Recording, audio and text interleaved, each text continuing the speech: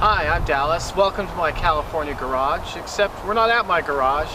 We're out in the neighborhood today. So I wanted a reliable daily driver that could also perform rideshare duties, and I set the budget at $20K. You might think there are all kinds of options at that price point, but first, let's set a few filters. Anything with automatic transmission, automatic deal breaker. Front wheel drive, no can do. 4 or 5 doors. Some performance would be nice, as well as a decent looking set of wheels. So let's be honest, that doesn't leave me with a lot of options. And I came across this car and driver article. Every new car you can still buy with a manual transmission in 2018.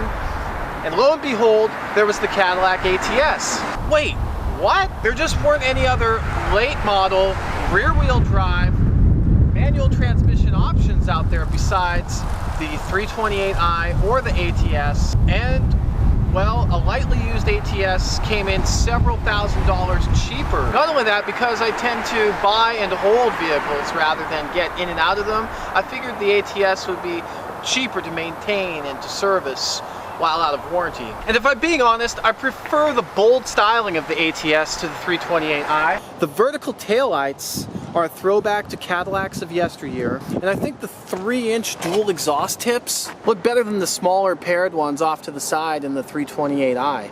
Thankfully, however, neither features the fake exhaust tips that are embedded into the bumper that aren't actually connected to any exhaust.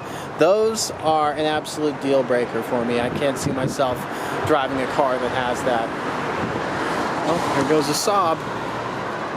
So I paid just over $21,000 for this particular example back in January 2019 with 23K miles on the clock from Bridgewater Acura in New Jersey. Yes, I actually flew out to Newark and took the train to Somerville, New Jersey, and walked to the dealership and drove this home, because I feel like that's the best way to experience and get to have a sense of the driving dynamics of any new to you vehicle. It's a lot more fun than having it shipped. I'm looking at you, dude in Wichita. Another thing I liked about the ATS is that it's thoroughly American. It's assembled in East Lansing, Michigan. And although this car was, in its development, benchmarked against the E46 3 Series BMW, the design language is unmistakably General Motors. Take a look, for example, at this instrument cluster.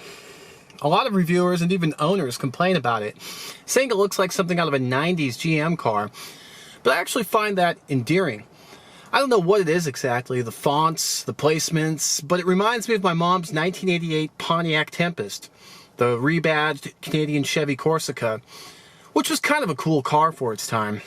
It's not like the 328i's instrument cluster isn't a throwback to the 1970s or anything. This example is a true base model. I often joke that it came so poorly optioned it didn't even come with automatic transmission.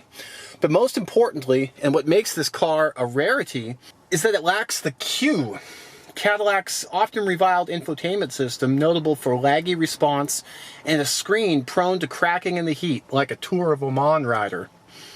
Instead, it has this base radio that has actual knobs for the volume and tuning instead of touch-sensitive buttons on the Q. So it even lacks a power sunroof, which I didn't think I could live without. But, you know, added stiffness and weight reduction, bro. These seats look like leather, but they're not. They're GM leatherette vinyl, and that's fine by me. Personally, I'd rather sit on petrochemicals than a slaughtered cow. The thing that really sucks about the base package is the halogen projector headlamps. And they really suck. Fortunately, that could easily be remedied with an LED retrofit, which I haven't done yet. Soon. So let's take a peek under the hood.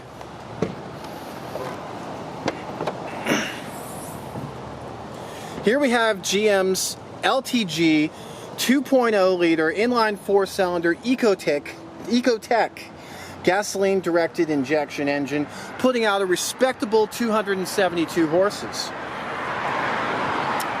The thing I like about this engine bay is that For a modern car, there's a lot of room to maneuver. The 328i's engine is definitely a much tighter fit. I do have to say the one irksome feature of this car is that the speed is electronically limited to 137 miles per hour, at which point the fuel pump pulls back. That's something I discovered during a recent road trip in Mexico. It can be tuned out and will be tuned out probably after the warranty expires at 70K miles or in November 2021, whichever comes first. The mileage limitation is probably going to come first. The one modification, if you can call it that, I've made so far is to ditch the Vogue tires it came with and slap on a set of Firestone Firehawk Indy 500s. I'm really satisfied with the grip, and I love the look of these After Midnight 18s, the one upgrade from base model this car has. I did, however, recently road trip to Chicago to pick up a set of base model 17s wrapped in Conti Pro contacts. So those will be going on very soon, now that it's approaching the end of October, probably this weekend. And yes, the curb rash is all me, and the center cap is not facing down against the valve stem. Firestone did that, so I'm going to be remedying that before they go on, before the summer tires go on next year. Anyway, so that's my 2016 Cadillac ATS standard 2.0 turbo 6MT. Was this the best car I could have got for 20K? Is there something I missed? Or did I make the right decision? Let me know what you think. Tell me in the comments. I'd love to hear your impressions of it, but so far I'm extremely happy with its drivability.